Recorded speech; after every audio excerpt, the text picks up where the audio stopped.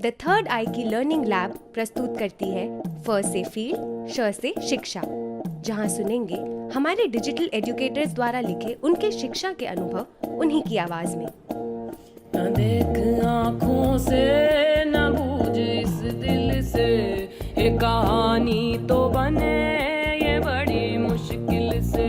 न देख आँखों से न बूझ इस दिल से, ये कहानी तो बने ये बड़ी मुश्किल से। मेरा नाम कुलसुम है और मैं उत्तर प्रदेश के बुंदेलखंड क्षेत्र बांदा शहर शेखनपुर गांव की रहने वाली हूँ। आइए आपको सुनाती हूँ पापा और बेटी की यह नोक झोंक भरी कहानी, जिसका नाम है पैसे चाहिए कि नहीं। जहाँ एक बेटी अपनी पढ़ाई की जिद में अपने पापा से पूछती है पैसे चाहिए कि नहीं। यह कहानी मेरी ही जर्नी पे आधारित है, पर मेरे पापा का कहना है कि मैंने इसमें उनकी सारी पोल खोल दी। जुलाई का महीना चल रहा था। सभी छात्र व छात्राओं के एडमिशन हो रहे थे। मैं घर के दरवाजे पर बैठे देखा करती सभी लड़के लड़कियों को देख मेरा भी मन करता कि मैं आगे की पढ़ाई करूं। जब पढ़ने की उम्र थी तब स्थिति ठीक नहीं थी, पैसे नहीं थे कि आगे की पढ़ाई करूं। मैं कभी पढ़ाई को लेकर घर वालों से कहती तो पापा कहते 3 पढ़ाई तो कर ली है, अब क्या करना है पढ़ाई करके, बिना पढ़ लिख कर तो बवाल करती रहती हो। जिस दिन पढ़ाई पूरी कर ली ना उस दिन पता नहीं क्या बवाल करेगी। क्या करूँगी मतलब? अरे देख लो पड़ोसन की लड़की को, ज्ञान के ऊपर ज्ञान देती रहती है। अच्छा बुरा हमें पता है, पर वो तो खुद अपने घर वालों को सिखाती रहती है। कहीं आना हो जाना हो तो बिन बताए ही घर से चली जाती है और कहती है नौकरी करती हूँ। आधी रात को आती है और घर वालों पर बरसती है, एक दिन नाक कटवा देगी। ये क्या बात हुई पापा? अरे जो आटा महंगा हुआ है। कितनी खाली तो हो गई पापा की दुकान। आटा महंगा हुआ है।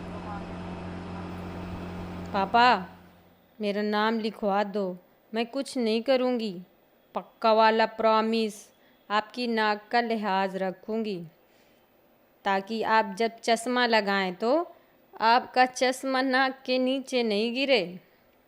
मैं और मेरे पापा बातें कर रहे थे कि इतने में मेरे घर के सामने काफ़ी भीड़ दिखी। मैंने कहा पापा ये भीड़ क्यों लगी है? पापा ने कहा ये समूह की बैठक लगती है, जिसे पैसों की ज़रूरत हो वह निकाल सकता है। पापा चलते हैं और देखते हैं। मैं उस समूह की महिला के पास गई तो देखा तो एक महिला पैसों का फॉर्म भरा रही थी। पापा ने कहा मुझे सब जानकारी है इस समूह के विषय में, रोजगार संबंधित पैसा निकलता है लोन के रूप में। मैंने कहा पापा मेरा फॉर्म भरा दीजिए ना, आप तो कहते रहते हैं कि पढ़ाई के लिए पैसे नहीं हैं। अगर पैसे निकल आते हैं तो आप अपनी दुकान बढ़ा लीजिएगा और मेरा एडमिशन भी हो जाएगा, ठीक रहेगा ना पापा? पापा ने कहा कि कह तो सही रही हो तुम्हारी अम्मी से मैंने कहा था पैसों के लिए, उसने तो साफ मना कर दिया था कि मेरे नाम से पैसा नहीं निकालना कोई। औरतें पैसा जमा करने जाती हैं दुनिया भर की बातें करती हैं, मुझे झंझट में नहीं पड़ना।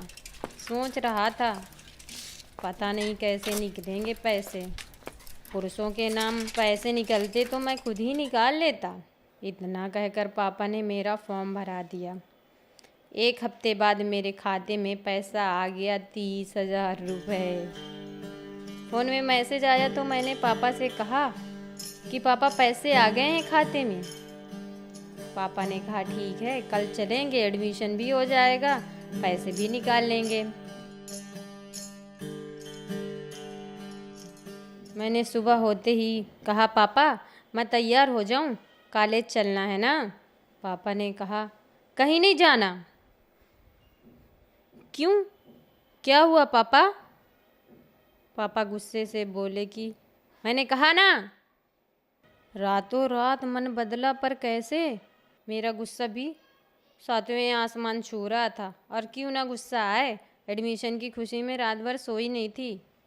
अच्छा पापा, आपने मुझे अपना मोहरा बनाया पैसों के लिए, नहीं पढ़ना। मैं तो अकल की दुश्मन थी। पापा, पैसे नहीं चाहिए क्या? मेरे खाते में पैसा जमा है ना, मैं भी देखती हूँ आप बिन पैसों से कैसे दुकान भरते हैं।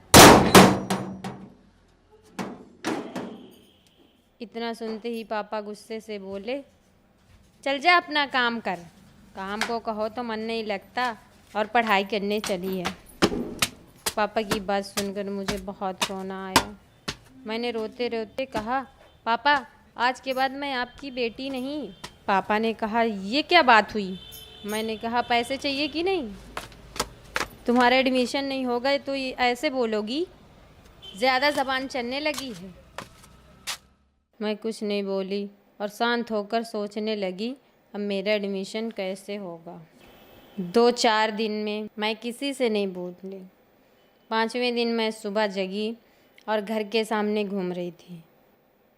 मुझे मेरी सहेली मिली और कहने लगी, समीरा तुम्हारा पता नहीं चलता, आजकल कहाँ रहती हो, आना किसी दिन हमारे घर। मैंने कहा, किसी दिन क्यों, अभी चलते हैं ना। मैं बिन बताए चली गई अपनी सहेली के घर।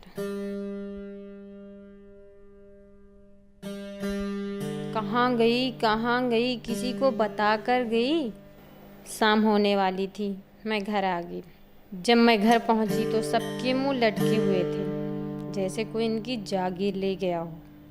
पापा की तरफ इशारा करके बोली, क्या बात है लाले, क्यों पड़े हैं सबके मुंह काले? अरे हम तो पैदल चल कर आए, पैरों में पड़ गए हमारे छाले। जब मैं घर के अंदर जाने लगी तो पापा ने कहा, कहाँ गई थी? बताकर नहीं जा सकती थी? हम कितना परेशान थे, तुम्हें पता है? मैंने मुस्कुराते हुए कहा, परेशान तो आप थे, फिर मुझे कैसे पता होगा।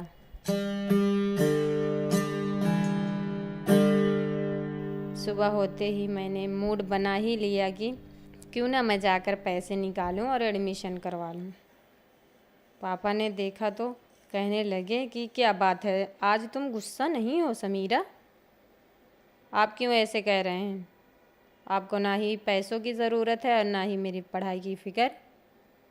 मैंने कहा, पापा मैं जा रही हूँ बैंक पैसे निकालने और एडमिशन करवाने। पापा ने कहा, सच में जा रही हो? मैंने कहा, हाँ, मजाक तो नहीं कर सकती ना आपसे। पापा ने कहा, नहीं मानोगी? मैंने कहा, नहीं। पापा ने कहा, ठीक है, चलो मैं भी चल रहा हूँ। एक पल के लिए तो बहुत खुश हुई, फिर कहने लगी, मन तो नहीं बदल दोगे पापा? पापा और मैं पंडित जवाहरलाल नेहरू इंटर कॉलेज गए और मेरा एडमिशन 9th में हो गया। पापा और मैं कॉलेज से आकर बैंक चले गए। मैंने बैंक से पैसे निकाले और पापा को दे दिए। बैंक से आने के बाद घर पहुँचे तो पापा ने कहा, हो तो बहुत मूर्ख समीरा। मैंने मुस्कुराते हुए कहा, खून तो आपकी हूँ ना पापा।